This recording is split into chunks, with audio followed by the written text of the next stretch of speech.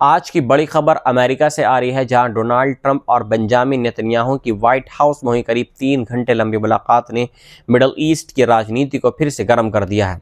Trump ने अपने social media platform truth social पर साफ लिखा है कि उनकी पहली प्राथमिकता ईरान के साथ बातचीत को जारी रखना है ताकि कोई डील हो सके, लेकिन अगर डील नहीं हुई तो फिर नतीजा क्या होगा ये देखना पड़ेगा। इस बयान ने साफ कर दिया है कि वॉशिंगटन फिलहाल बातचीत का दरवाज़ा खुला रखना चाहता है,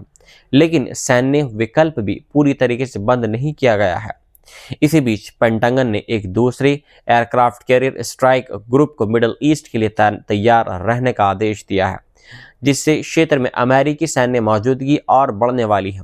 आपको याद दिला दें कि इससे पहले भी ईरान में दिसंबर से जनवरी के बीच बड़े पैमाने पर विरोध प्रदर्शन हुए थे और इसके बाद अमेरिका ने इलाके में अपनी सैन्य तैनाती तेज कर दी थी।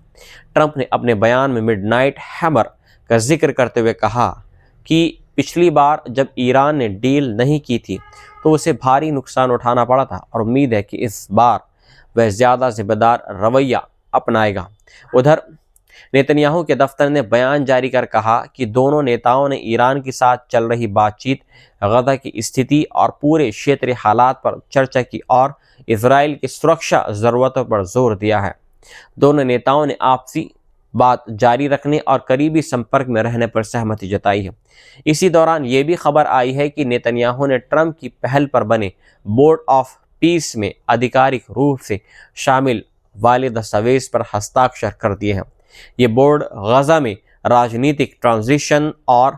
दोबारा से रिबिल्ड करने की निगरानी के लिए बनाया गया है और इसका पहला औपचारिक सत्र अगले हफ्ते वॉशिंगटन में होने वाला है। हालांकि इस कदम पर इजराइल के भीतर भी विवाद खड़ा हो गया है, क्योंकि पूर्व राष्ट्रीय सुरक्षा परिषद के डिप्टी चीफ एरान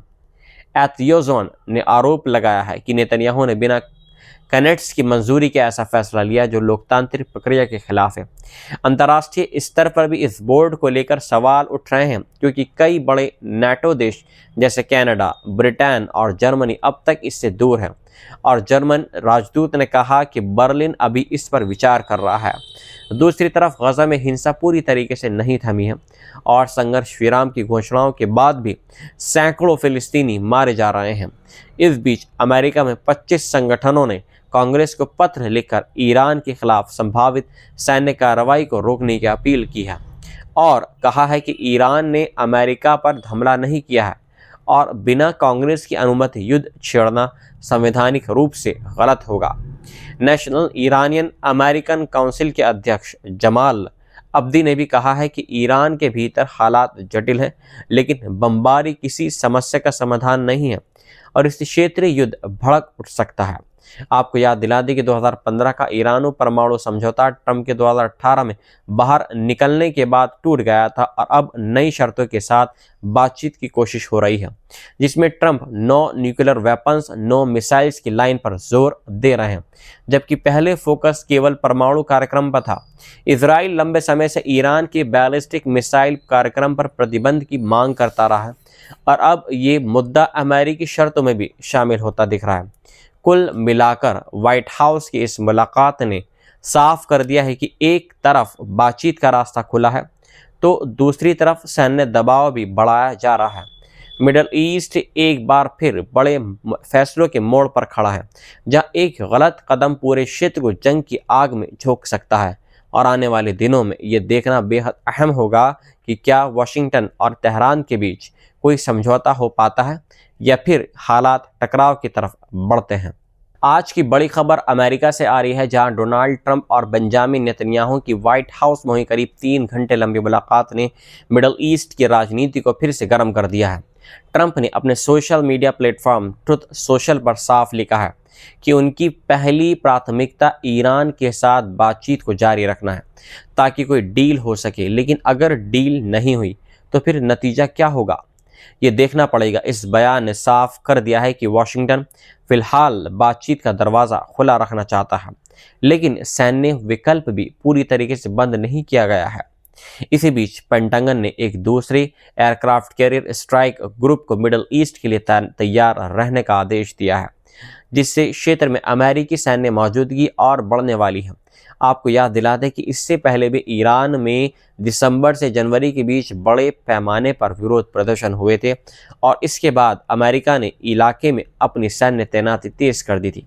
ट्रंप ने अपने बयान में मिडनाइट हैमर का जिक्र करते हुए कहा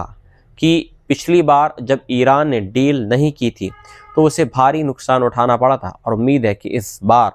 वह ज़्यादा जिम्मेदार रवैया अपनाएगा। उधर